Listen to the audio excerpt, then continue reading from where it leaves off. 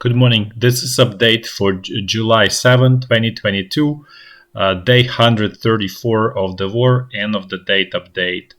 As a heads up for those who are waiting just for the frontline situation update, there is essentially no changes.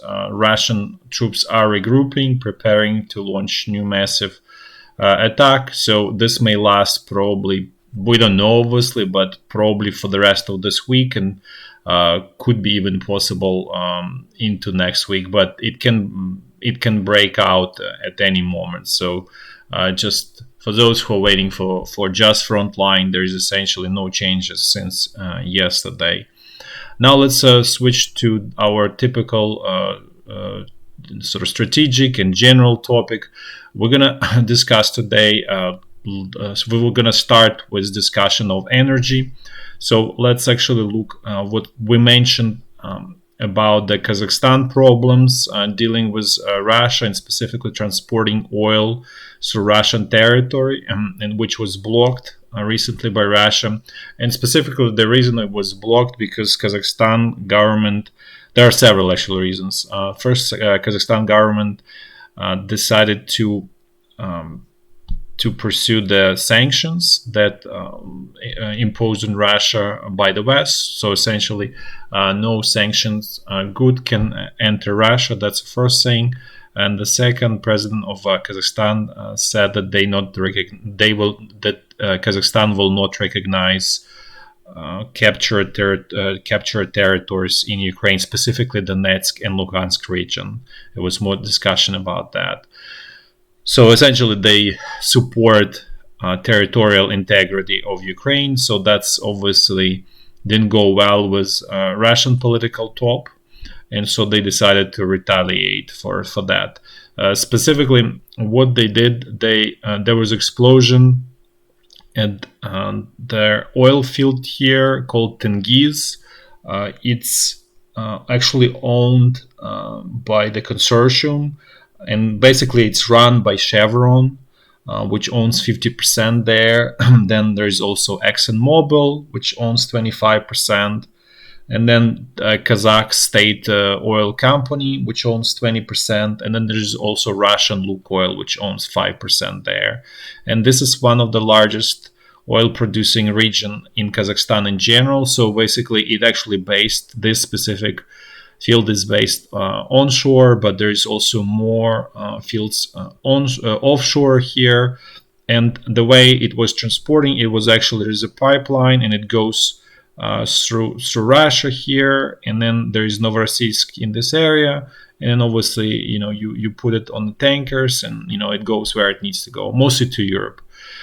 So what happens now? The Kazakh president decided to switch the route, and so the oil will go through, as you can see, through Azerbaijan here, and then through Georgia, and basically it will be loaded on the vessels in Georgia and go to Europe. So there is sort of workaround around the situation.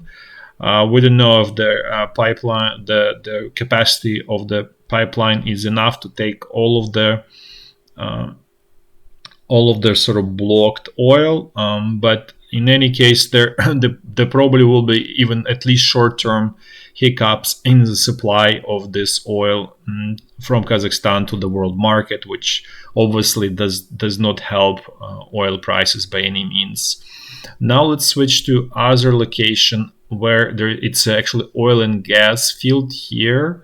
It's called Sakhalin 1. This is this area. This is Sakhalin Island, which own part of the Russia, and the oil and gas field here was sort of developed by again consortium, but the driving force was ExxonMobil here, which owns 30% in it. Then there is a group of Japanese companies, and they control another 30%. Then there's a state Indian oil and gas company, I think it's called ONGC, owns 20% there, and then Rosneft, which is Russian company, owns remaining 20%. So what happened is, because of the sanctions, This oil field, because of the sanctions, ExxonMobil and Japanese companies left, and because the all know-how is being provided by ExxonMobil, and and just project manager and basically operator of it was ExxonMobil, and because the conditions there are extremely difficult to operate, so it's challenging technically, because you need to drill wells at like 15 kilometers deep into Earth, and the environment there is kind of not very hospitable there. It's cold, and most of the time all of the storms, and basically it's somewhat challenging environment in the first place. So they all left, and this field was producing 230,000 barrels of oil per day, and it dropped to 10,000 barrels. So you can see it's essentially dead, right? So this is how it sort of affects all of the sanctions. How they affect Russian oil production is because some of the areas they require sort of foreign equipment, foreign know-how that Russia does not have access to, and as a result, this may lead to reduction. Well, it will lead, as we can see with this one example, to 130,000 barrels of oil that essentially gone right now. Russia was producing about around in March around 10 million barrels per day. So this really means that, as you can see, it's essentially like 2% of Russian oil production just gone. This is just one example that we are aware of, right? There is a lot of oil that's easy to extract, and it's more like in this area in Russia. So there was discussion actually inside of Russia that it makes sense for the Russia to actually reduce oil production to about 7 to 8 million barrels per day from 10, and because of that, the price of oil goes up, right? So they still get the same revenue, and they need to produce less. So that was kind of like strategic plan. We don't know if it's being executed, but that was sort of discussion where sort of like where to go for Russia. And then on the this is actually also this idea of reducing it to 7 to 8 jives with their demand side, because we know Europe is in process of stopping buying Russian oil. So then what Russia does is, we discussed this many times, it's switching to India and China. And specifically, India, as of June, was buying 1 million barrels, and China was buying 2 million barrels, right? So 3 million barrels per day out of 10, right? And now it's not even 10, because we know that Sakhalin-1 was lost. Probably something similar is going to be happening as well. So that's why we're saying that probably the production will, in their not coming months, but in coming quarters, will drop to 7 to 8 million, which effectively helps Russia to sort of sustain high oil prices internationally, and then they able to sort of address just demand of their new customers, India and China, because they already buying 3 million, and they're growing their purchases fast. So it's not like it's stable at 3 million. So just for sort of reference, Russia now is the largest supplier of oil in China. It actually replaced Saudi Arabia there. So this sort of switch is going stronger in intensity. So probably Russia can supply 3 million and probably 2 to India. So they essentially will be able to redirect their oil flows to sort of from Europe away to China and to India. Probably Turkey is another big taker of of Russian oil, although they cannot take as much, obviously. But regardless, Russia, it looks like Russian strategy to sort of change direction of the oil flow is gonna work for Russia.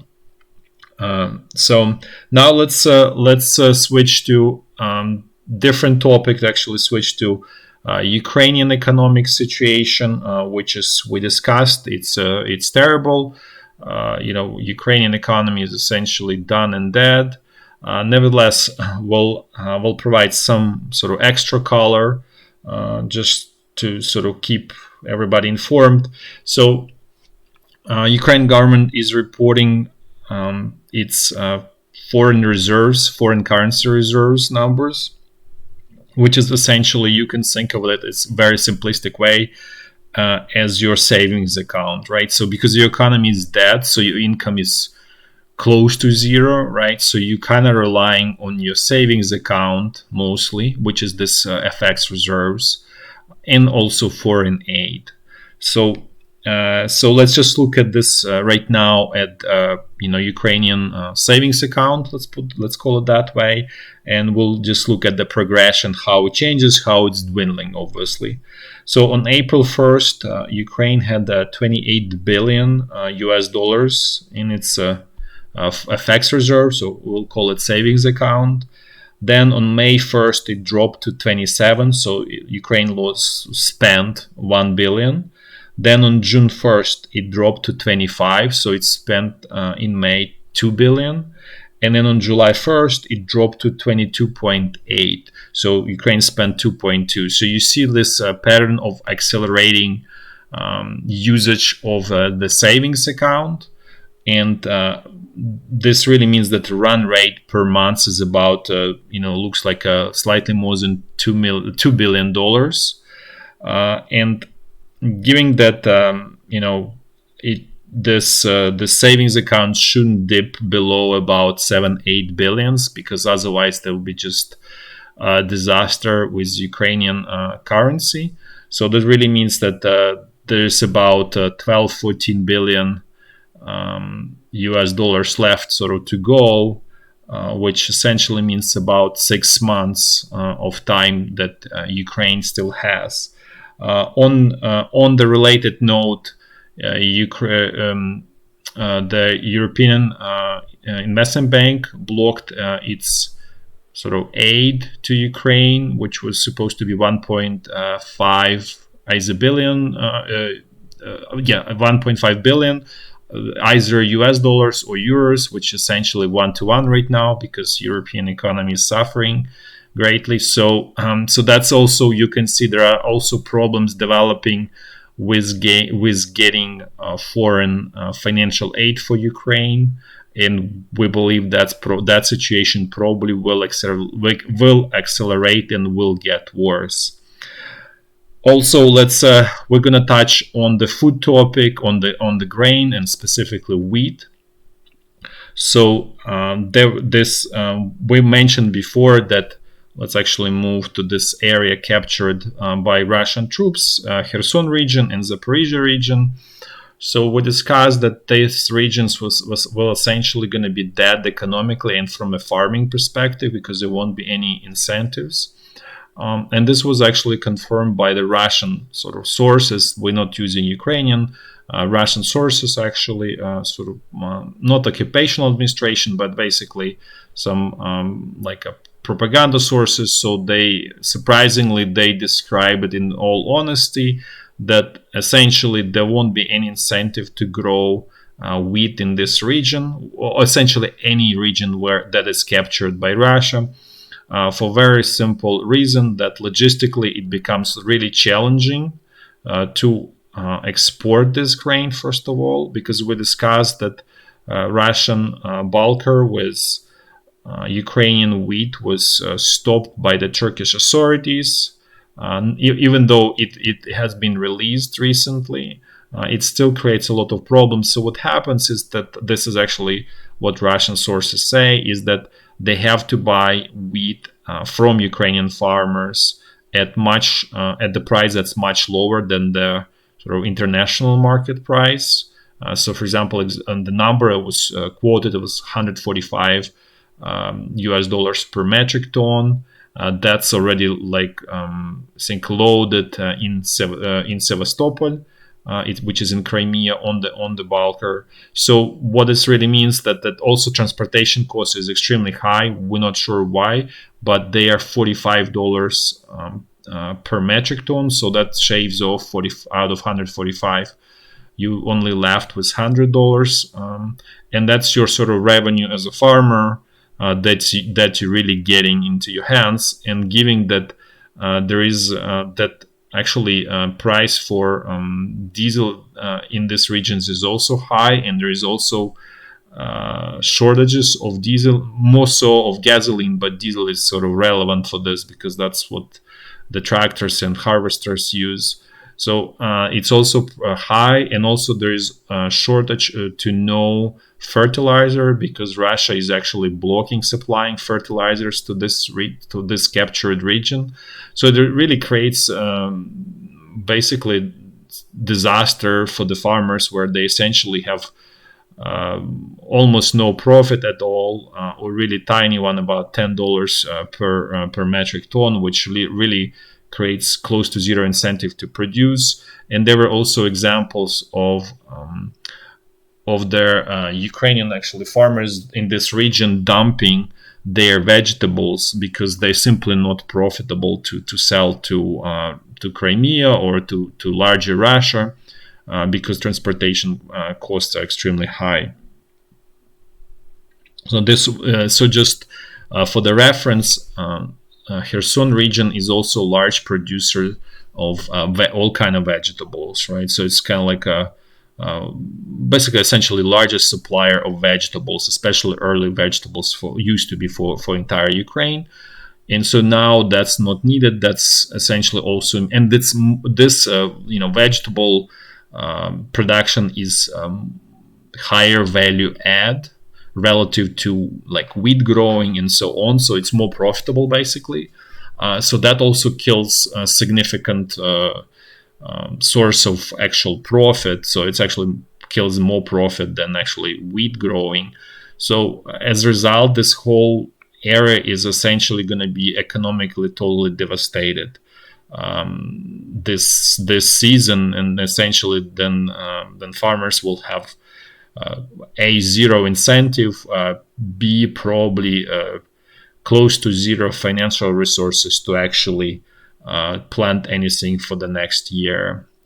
So now, having discussed that, let's switch to the front line, to the military situation, military update.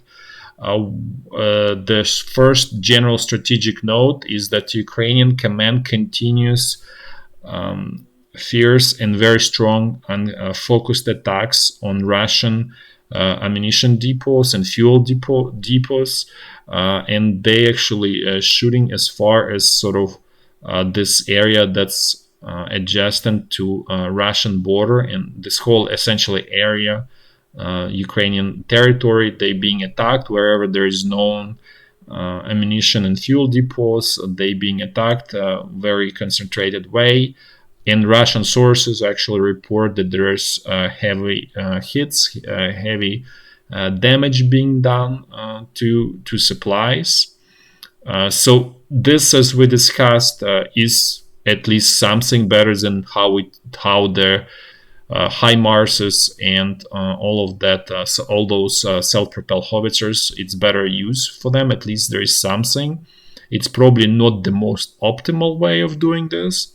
However, at least it's something. And in terms of what's going to happen is Russian army is regrouping right now, right? So they're getting new supplies because we're seeing the sort of buses in Russia with new contract soldiers and everything. So basically, they're waiting for new soldiers, right, and more equipment. And we're seeing a lot of heavy equipment, artillery, tanks being transported through Russia on a railroad to this area, right? So they all sort of waiting to be resupplied, refreshed to continue the attack. The only question is is whether they continue pursuing attacks sort of straightforward in the same area, or they move and they will try to attack from west of Donetsk, or even like from the south to kind of go up north. Because again, Ukrainian troops are trying to prepare heavy defenses straight, sort of call it like east of Kramatorsk, let's just call it like northern Donbass. Then there are heavy defenses here and here. So they're sort of the path of least resistance, and actually where there could be the most success is actually attacking from the south. As we discussed, it's much more flat terrain, very little, like almost no forests, only like tall grass at this point, and just wheat fields essentially, and corn and sunflower fields, all that. So this really means that it's possible if Russian command decides to sort of achieve their objective in a more efficient way, that they may actually reshift their focus from this area, focus of attack, right? They may reshift it either here west of Donetsk, or actually more towards southern section, and kind of like try to execute that sort of pincer tactics, that strategy that we discussed a long time ago, that they kind of abandoned because they didn't have resources.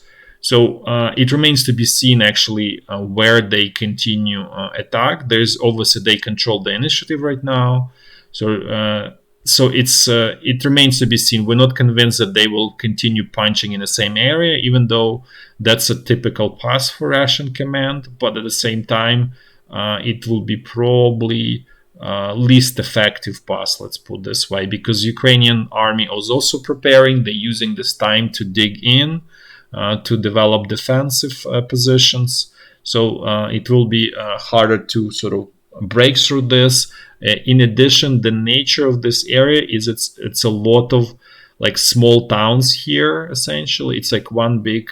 It doesn't look this way, but it's actually a lot of small towns. That like one small town, sort of transitions into another one. It's like essentially kind of like urban area, even though it's not like like developed urban area, but it's more or less urban area. So it's going to be extremely hard to sort of punch through the urban area. Obviously, urban area is much better for the sort of favors defenders, right? So at this point, we don't know how long this sort of pause will last here on the front line. It may last for another week, actually, without any problem. Or the Russian troops may resume attacks in 2-3 days. Nobody knows how quickly they're able to sort of replenish and refresh and continue. So, but going back to this attacks that Ukrainian army is doing is why we think it's less efficient or sort of less productive is because Ukrainian army is destroying right now all those munition depots and fuel, but this is actually what's coming in large quantities right now for the Russian army, because they're getting new supplies, right? So okay, those old ones are getting destroyed, fine, but then they're getting new ones, because that's kind of like what's rolling in right now. Because they bring in more equipment, more soldiers, so they're also bringing new supplies. Right, so they probably will have a little bit less than they planned, but still, they're not losing those.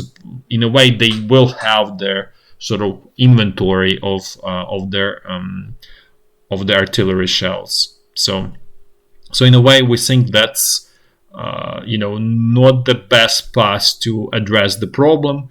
Nevertheless, it's something that Ukrainian command is doing, because before they didn't even have any strategic sort of answer to this Russian situation. Now let's actually walk through the front line, as always in a clockwise fashion, starting from the very north, going south and then west. So intensity of their exchange of fire along the border remains elevated and high. There are also reports by Russian authorities that Ukrainian side is attacking the border patrols and all border guards and all of that. So there's definitely intensity went up and remains high there. Now let's move to a situation east of Kharkiv. the same, no really differences. Russian sort of command is very predictable, continuous attacks towards this village Sosnivka that lead to nowhere so far. But also, as we discussed, the troops here are not larger than company size. They are not sort of major sort of force attacks because, as you can see, Russian command pulled most of their units that were fighting here to Russian territory, and they being replenished and refitted there to renew eventually attack. Once they are in a sort of good shape, then it's going to be pretty strong attack, and it by itself just 92nd brigade plus this Ukrainian militia brigades probably will not be sufficient to withstand this renewed attack when this happens. And actually the question is if this happens, because as we discussed many times, Russia has shortage of the manpower right now, of contract soldiers. There is fewer sort of takers who want to do that. So we'll see where it leads. But this is actually right now kind of this pause regrouping is essentially Russia is trying to refresh it, bring new contract soldiers, and as we discussed before, there is not enough of them to sort of continue fighting actively along the entire front line. Now let's move south. Let's see what's going on the Izyum bridgehead here. So things are sort of similar, also very predictable. This time Russian troops were attacking the renewed attacks in this village Bohorodechne, which they trying to completely capture. There were no attacks on Krasnopila Dolina, probably those troops just taking sort of a break, expecting new reserves to resume the attacks later. Now let's move to Lysychansk or North Donbass front line here, which is Lysychansk area, Kramatorsk, Bakhmut, all of these towns. So this is Kramatorsk here, this is Slovyansk here, this is Bakhmut here, you know, Lysychansk obviously everybody knows. And then all of these villages and small tiny towns, they kind of like form one huge contiguous urban area. It's obviously not high rises, it's you know, at most 5-story buildings, but nevertheless, to kind of go through this, it will require a lot of human resources and losses, obviously, of those resources. So that's why we're saying that it's possible that Russian command will resync and will reshift the direction of the attack, because this is the most difficult path in general, but remains to be seen. At the same time, Russian troops kind of continuing to put pressure here on directly on this front line. They are trying to capture village Grigorievka, which is here, and we don't see it because it's too tiny. And then the other objective is this village Verkhnyo-Kamensk that they try to capture. We have update on this village Spirne, so the fighting is going on in the village, so it's basically contested right now by both sides. Ukrainian troops still were able to hold to a portion of it, but they probably will lose it over the next couple of days. Then other point of pressure is this village Berestova here, which is, you know, our typical area that's Russian troops were trying to push for a long time, but were not successful. As we discussed, this road has embankment, which provides very good coverage against artillery fire. So that's probably one of the major reasons why Ukrainian troops were able to hold on this area despite of a lot of strong pressure here. And the Russian troops actually maneuvered, and this is actually another point about Russian command, that they are not totally rigid, so they were sort of hitting there against this wall here, and then they regrouped, and then they moved this 90th Tank Division and 76th Airborne Division, kind of like moved to attack from here to, if you remember, they kind of like went through this area. So they do try to adjust because circumstances force them to do so. Now let's move a little bit south in this area, more straight west of Bakhmut. Here, the only sort of points of attack are also typical. They try to recapture this, to capture this village Vershina, trying to squeeze Ukrainian troops through this power plant and capture this small town or village Novoluhansk. And nothing really new here. The attacks are definitely not the same intensity as they used to be. Now let's move to the situation west of Donetsk. It's frozen, as we've discussed many times. It's all on hold here, on pause. Then let's jump to Zaporizhia front line. The situation exactly identical. Everything is on pause, frozen, just artillery shelling, and that's essentially what's going on there. Now let's just look at the final section of the front line as Kherson, bridgehead, and situation here again the same. Everything's on pause, artillery shelling, skirmishes, really small scale action, nothing really new. Thanks for watching, and until tomorrow, bye bye.